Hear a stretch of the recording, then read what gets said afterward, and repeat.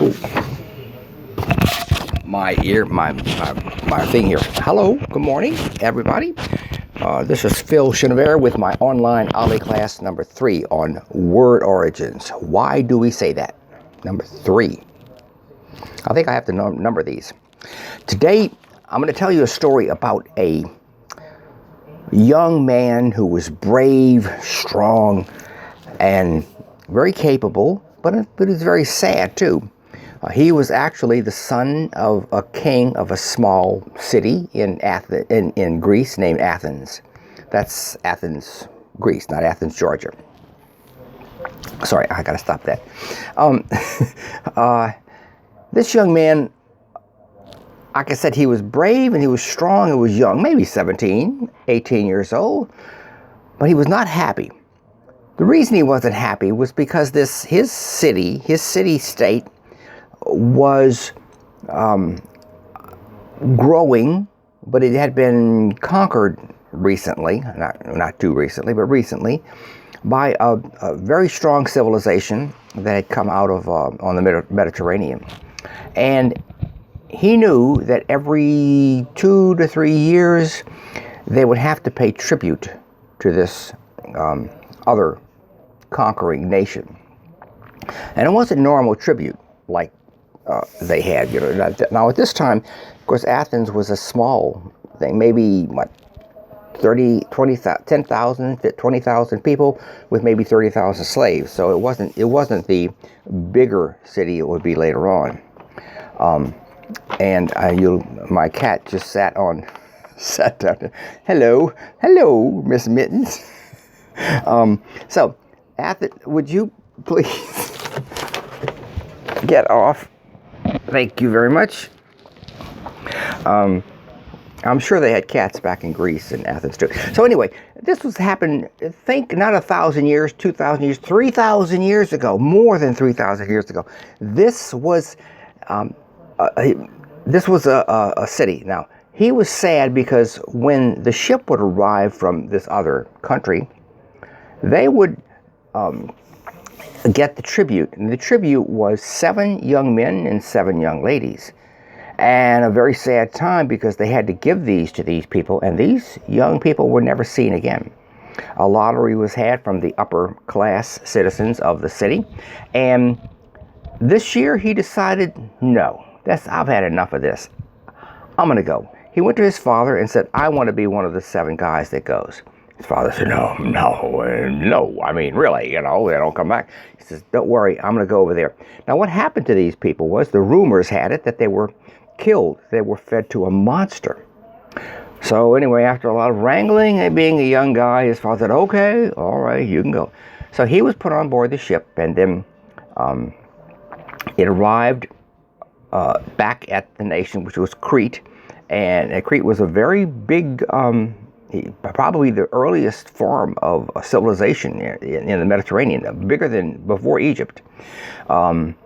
Anyway, when they got off the ship, they were paraded through the city, of course, to show that the power of the city, and to get their tribute, and then they were put into the dungeon or locked up. But there's a backstory here.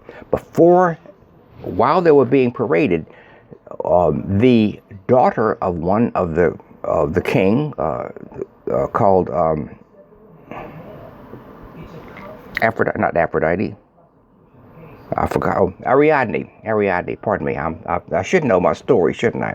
But anyway, so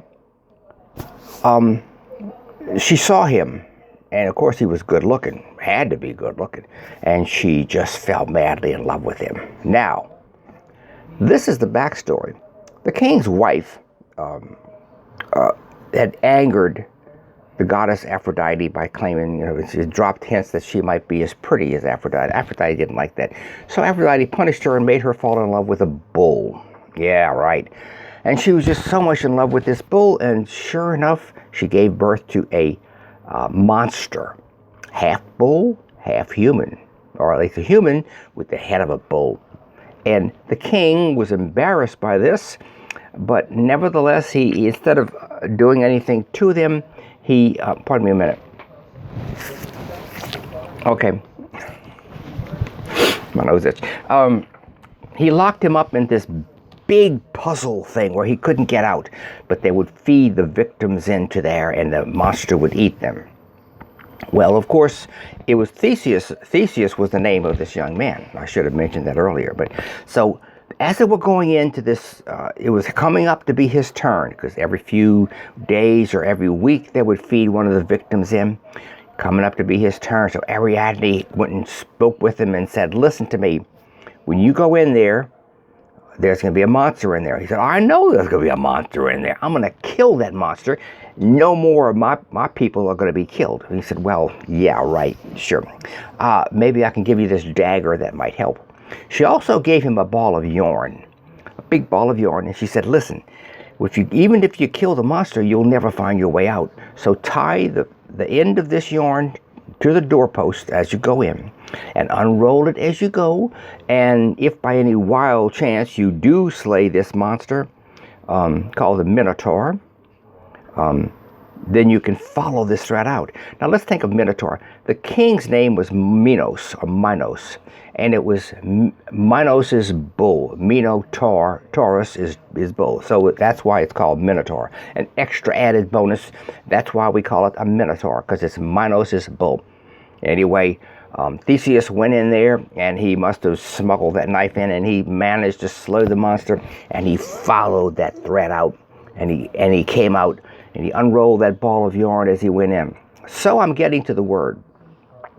This story was popular, but as you know, Greek was conquered by the Romans later on, and their culture was sort of, a lot of their stories were lost. But then in the 16th century, 15th, 16th century, people started reading these stories, and it became very popular, especially in France, England, Germany, up in that area. So in England, the name for a ball of yarn was clue, C-L-E-W. It still is, by the way, I think in Scotland and in various forms of thing. So a ball of yarn is clue. And in people's minds, when they thought of something that helps you solve a mystery, they thought of this ball of yarn or a clue. And that's why we use the word clue. That's the backstory of that history. It goes back a long time. And it's a wonderful word, and that's a clue that you can use. This is Phil Schinover signing off, and I'll be back with more word origins for my OLLI people and for other people too. Thank you, and I do have a clue.